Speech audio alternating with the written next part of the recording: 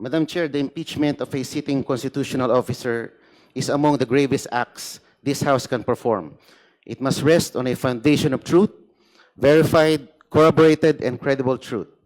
A written account from a detained suspect containing sweeping and unverified allegations of You are touching assassination. again on the credibility of the resource person. With all due respect, Honorable Marcoleta. Madam Chair, I move to strike from the records the remarks of Representative Marcoleta There is a pertaining to the motion to credibility strike of the out from witness. the record pertaining to the statements pertaining to the credibility of the witness. Is there any second?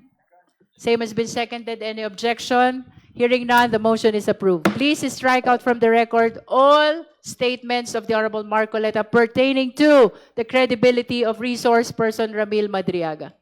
Baka po walang matira doon, mama.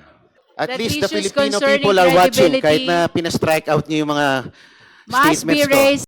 The hearing is resumed. The Honorable Marcoleta. Thank you, Madam Chair. I take it to mean that despite the approval of the Chair to allow Mr. Madriaga to leave the House premises, I'm still allowed to make a manifestation? So long as Regarding it the is witness. relevant to the subject matter of this impeachment hearing. Yes, ma'am. Thank you, Madam. You may proceed. Two manifestations, ma'am. Number one is to present public records as to the background of the witness. Just So- information about the witness. If that pertains to the credibility of resource person Ramil Madriaga, I will have to prevent you. With all due respect, Honorable Marcoleta. Not really about the credibility, ma'am, but about the character of the witness. The character and the identity credibility of are the one and the witness. same. Yes, ma'am, if I may be allowed. And therefore, you are not allowed because character is credibility.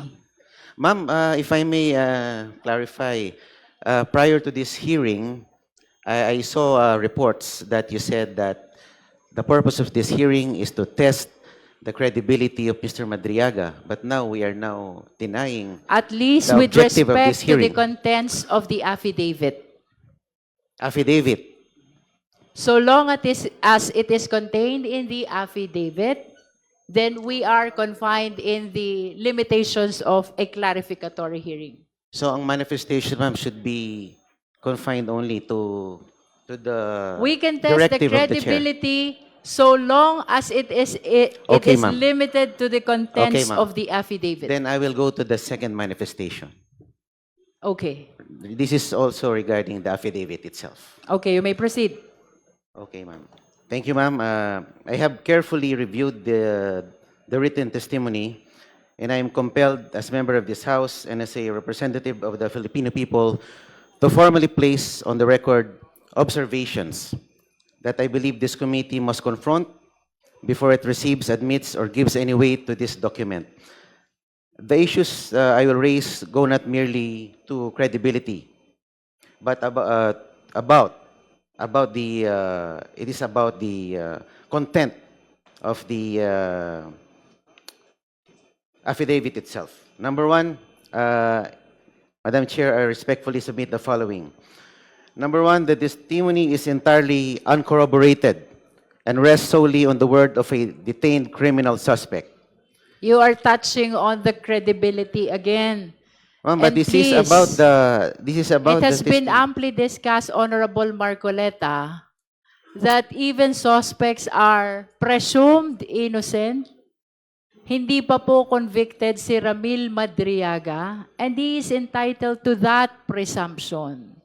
So let us refrain from making reference to the fact that he is detained in going against the contents of the affidavit.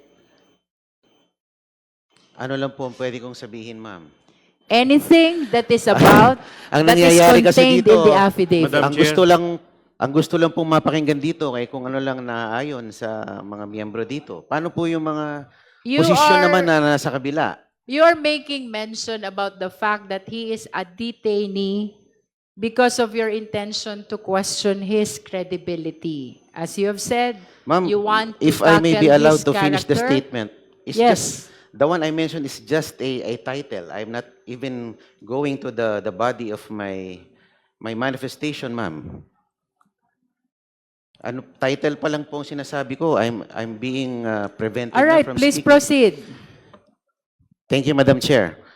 The written testimony makes sweeping and dramatic claims about alleged high-level private conversations between former President Rodrigo Duterte and others, including a purported agreement to use President Marcos merely as a political tool and unseat him by 2025, alleged plans to sabotage the administration of a sitting president, discussions about assassination by poisoning or other means, plans for a military coup and the siege of Malacanang Palace, and the witnesses' own alleged role in recruiting criminal syndicates, underworld gangs, and Mindanao mercenaries for a destabilization scheme. Madam Chairman, I ask this committee to carefully consider the following.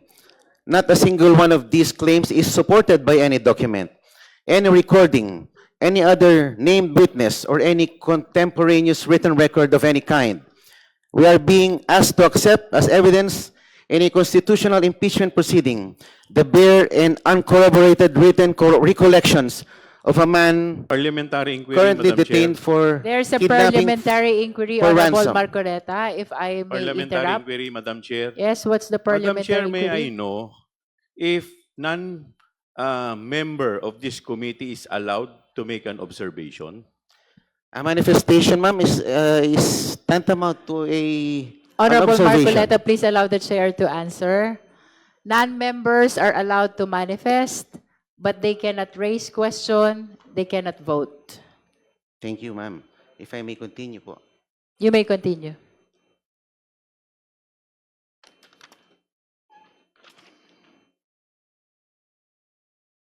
We are being asked to accept as evidence in a constitutional impeachment proceeding the bare and uncorroborated written recollections of a man currently detained for kidnap for ransom, a man whom the PNP anti-kidnapping group officially described as the leader of one of the most dangerous criminal syndicates in recent Philippine history. The standard of evidence in an ordinary criminal case already demands corroboration of testimony from interested or compromised witnesses. The standard in an impeachment proceeding, which carries the gravest of political and constitutional consequences, must demand no less and arguably demands far more. Number two, Madam Chair, the witness places himself as an active participant in the very conspiracy he described. Madam Chairman, I wish to draw the committee's attention to a point that I believe has not been sufficiently examined. This witness is not a passive observer of the events he describes. By his own written account, he is an active and willing participant in them. According to this written testimony, if I may read, Madam Chair, the witness claims he was personally consulted by the former President, Duterte, and offered strategic advice. He personally recommended the creation of a dedicated security unit for the Vice President and identified its headquarters. He claims he was given specific assignments to recruit civil groups, school clubs, fraternities, underworld criminal gangs, and syndicates as part of an alleged plan to destabilize the government. He describes having knowledge of and apparent proximity to discussions about assassinations, coups, and the assault of the presidential palace. Madam Chair, if we take this testimony at face value, then the man sitting before this committee is not merely a witness. He is, by his own admission, a co-conspirator in a criminal enterprise of the highest order. He is a man who claims to have knowingly participated in plots that, if true, would constitute rebellion, sedition, and conspiracy to commit murder among the gravest crimes under Philippine law. This raises a question that this committee cannot in good conscience ignore. Why is this self-confessed co-conspirator being presented here as a credible witness, rather than being investigated and prosecuted for the crimes he himself admits to participating in? And more importantly, has this witness been offered any form of immunity, protection, or accommodation in exchange for this testimony? If so, this committee and the Filipino people have an absolute right to know. Ramil Madriaga stated earlier that his giving testimony to this committee is not in consideration of any offer coming from anyone. I make a manifestation, Madam Chair. The Honorable Chua. Thank you, Madam Chair. Madam Chair, we are not accepting everything that Ramil Madriaga stated a while ago as gospel truth. We are here to make clarificatory question with respect to the affidavit that he executed. Now, that is for purposes of determination of probable cause. Now, the time will come, that is, pag papunta po tayo sa Senado, pag nagtuloy-tuloy na po sa trial, that is the time where we will test the credibility of the statement of the witness, which is Ramil Madriaga. There, during the hearing, pwede po siyang i-cross-examine ng mga abogado.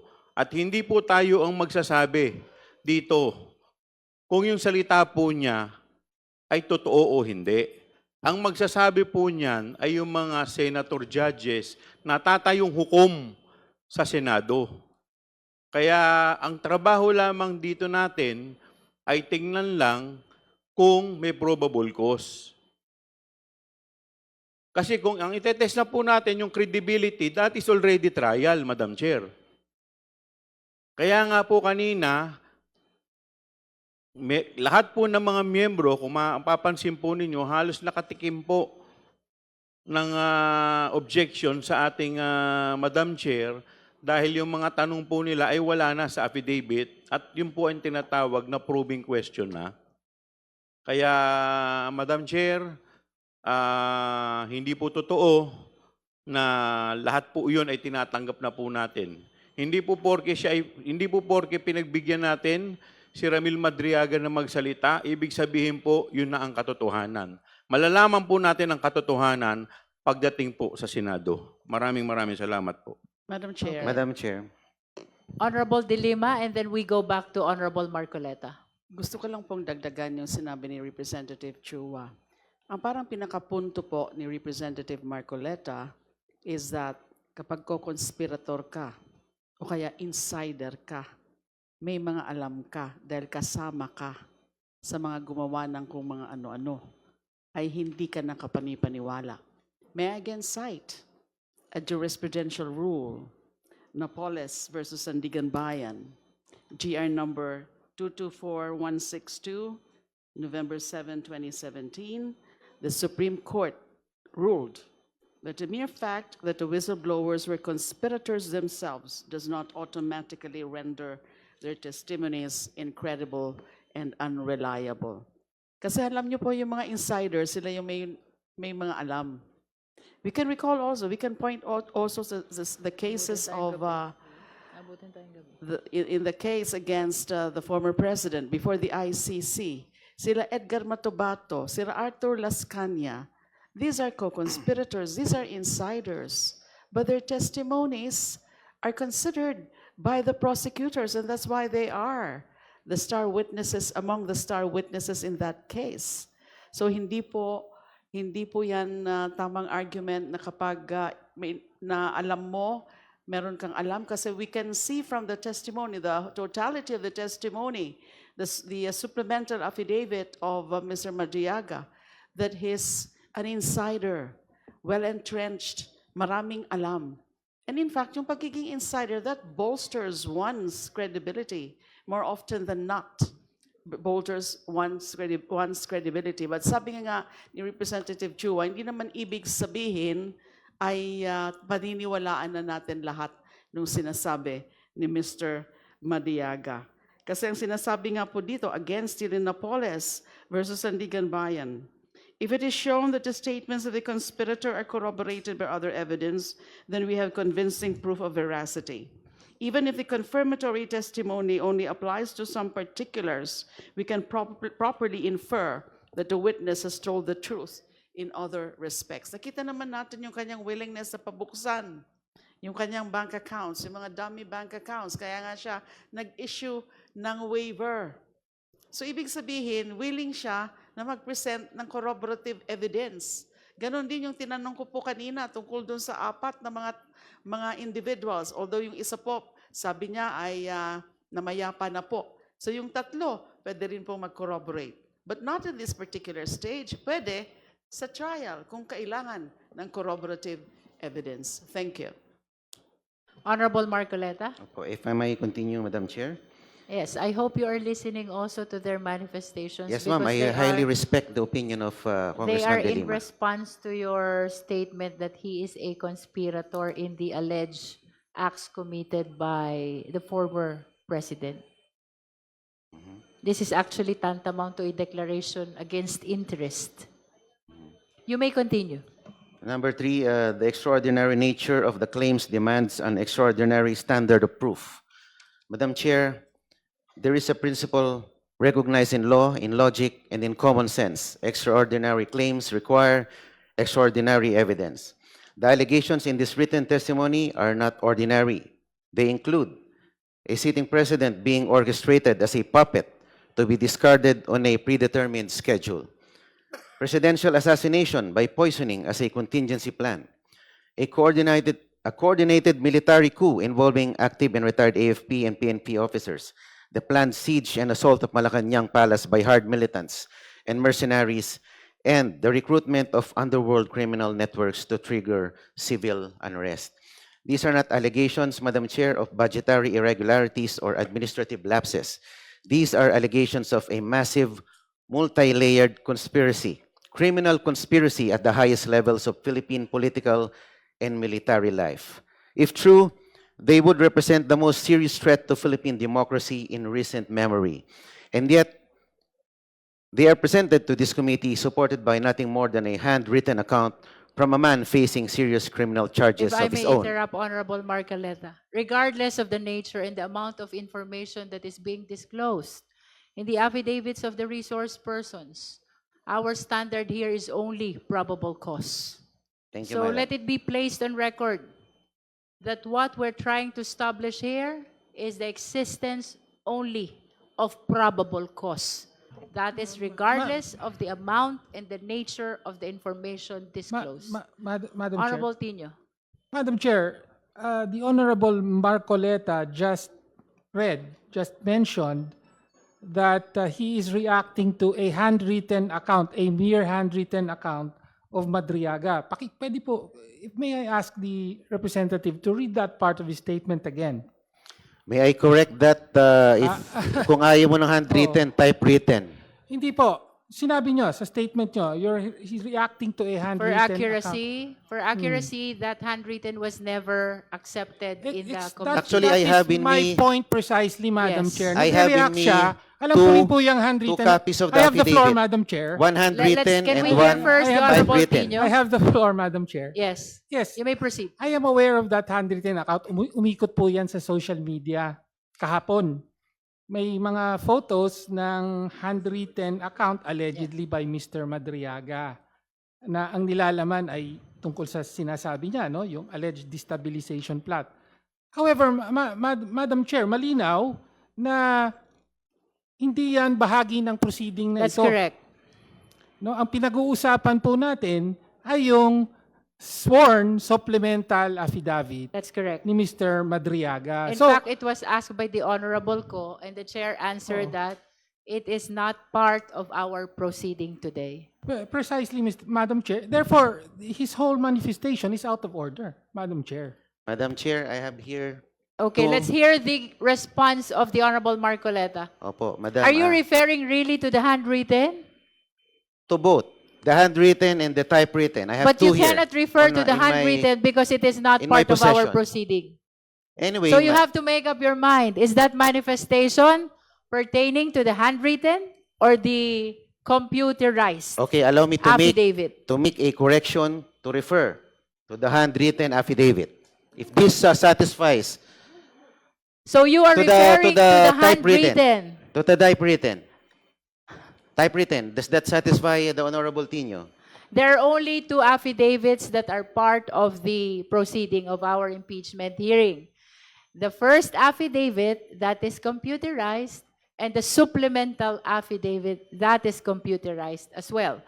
So please state for the record and be certain which document are you referring to in your manifestation. For this purpose, ma'am, I'm referring to the supplemental affidavit here. In other words, you stand corrected No, Madam Chair. when you made mention about a handwritten. Yeah, sorry. Sorry about the handwritten term. All right. Well, let me just point out na Honorable hindi, Tino. hindi po eksakto at hindi pareho ang dilalaman That's correct. nung supplemental at saka nung sinasabi niyang handwritten. Kaya Opo. hindi po pwedeng sabihin lang ni Representative Marcoleta, well, I'm actually referring to the Okay, so please make supplemental. sure When that your manifestation Opo. is contained or part of the computerized two Yes, ma'am. affidavits of the resource person. Opo. You may continue. The whole content of my manifestation refers to the supplemental affidavit. That is a correction to what you have said earlier. Yes. Yes, ma'am. Please continue. Madam Chair. The Honorable Joboy Aquino and then Honorable Abante. Madam Chair, can we limit Yes, we are actually limited to 5 minutes per justice member.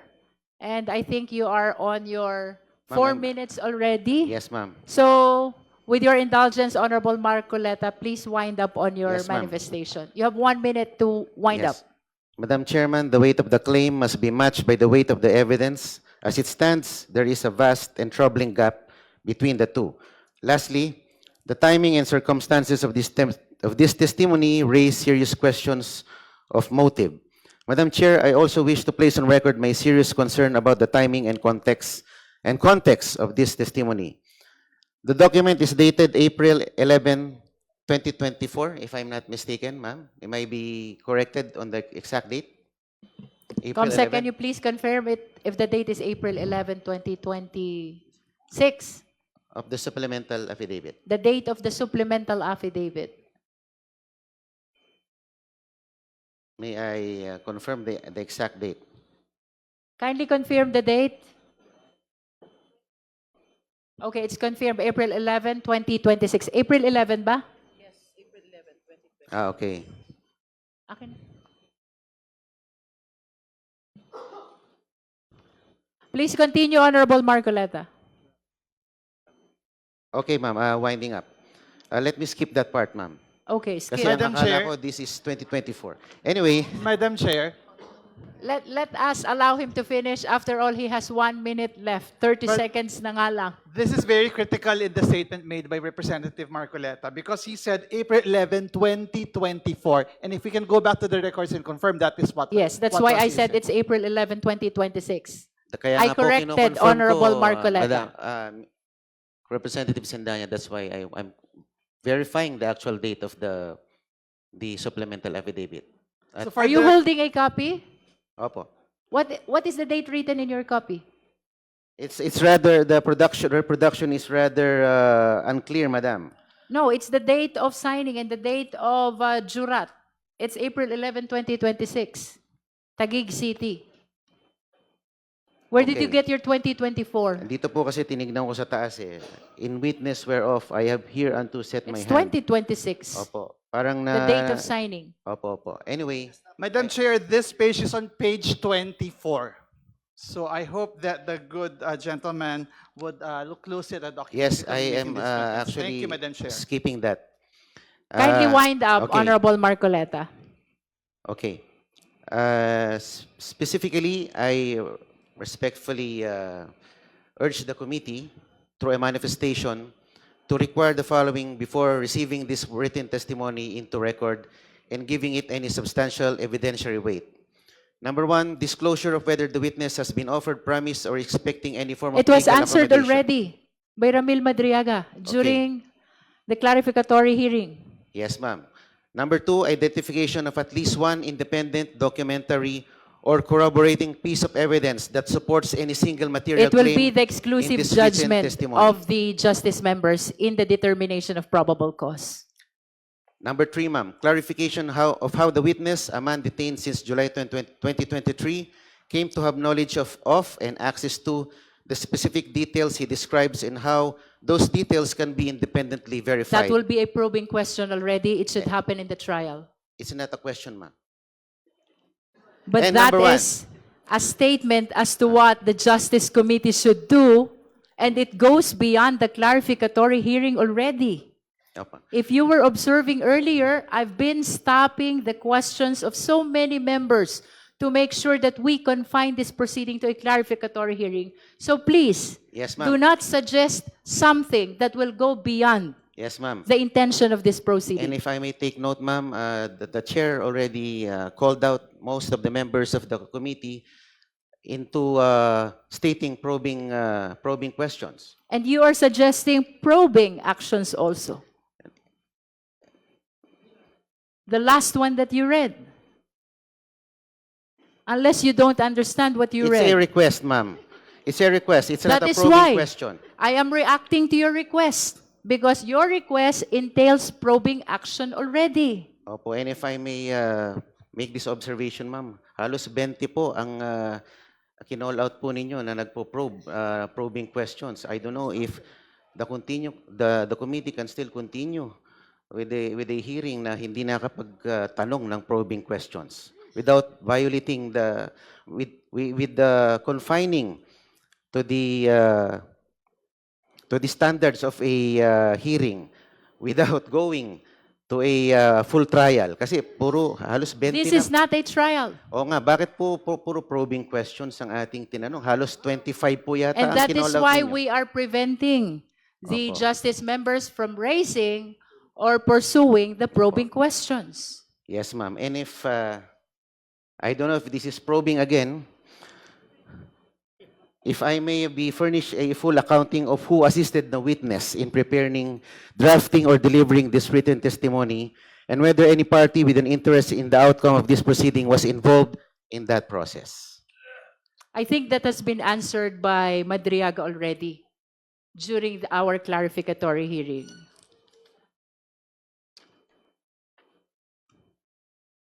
And my final remark, Madam. Madam Chair, the impeachment of a sitting constitutional officer is among the gravest acts this House can perform. It must rest on a foundation of truth, verified, corroborated, and credible truth. A written account from a detained suspect containing sweeping and unverified allegations of You are touching assassination. again on the credibility of the resource person. With all due respect, Honorable Marcoleta. Madam Chair, I move to strike off from the records the remarks of Representative Marcoleta There is a pertaining to the motion to credibility strike of the out from witness. the record pertaining to the statements pertaining to the credibility of the witness. Is there any second? Same has been seconded. Any objection? Hearing none, the motion is approved. Please strike out from the record all statements of the Honorable Marcoleta pertaining to the credibility of resource person Ramil Madriaga. Baka po walang matira doon, Mama.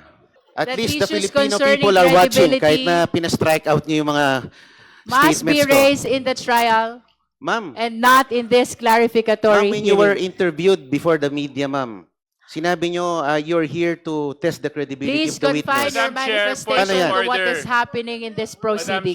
Madam Chair, point The of Honorable order. Diaz Suarez. Are you backpedaling? With the permission of Congressman Marcoleta, I think we've given the gentleman enough and sufficient time to explain and expound on his position. We still have so many matters to discuss and so many resource persons have been waiting.